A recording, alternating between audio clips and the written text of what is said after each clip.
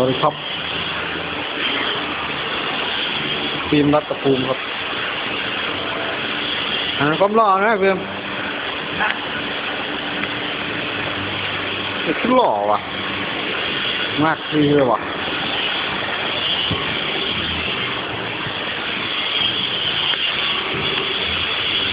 หน้าตาจริงจังมากครับ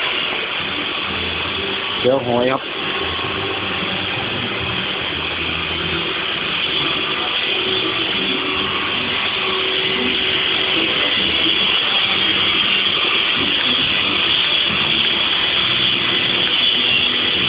ตัวกำลังเลย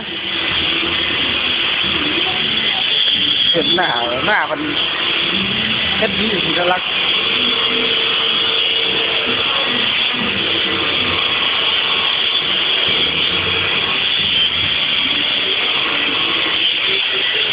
มักเน้นเลย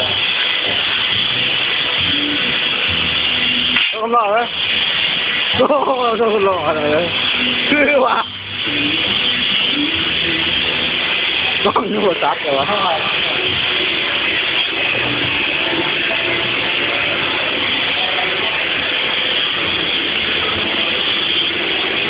ไหนสักถามไม่เห็นเลย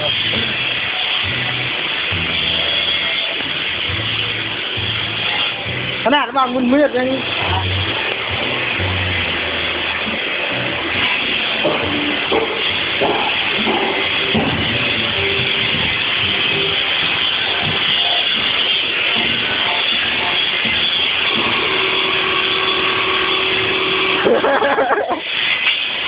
โชคแก้มสาวเลยได้เหรอไอ้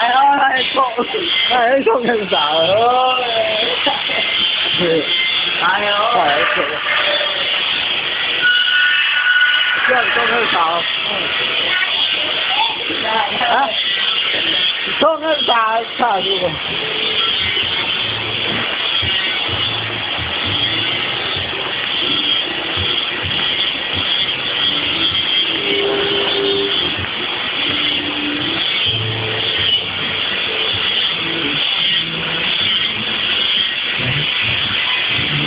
ได้ลงช่องอินเทอร์เน็ตด้วยนะ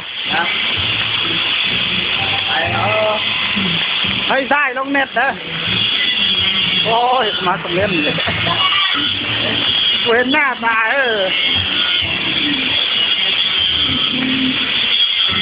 แล้วก็ได้ตัวเลยเอาตัวก่อนก่อนโอ้โหโอ้โห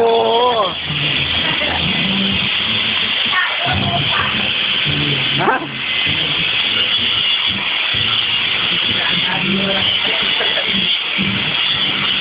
สู้กูไม่ได้วะไล่ออกกูจังนะ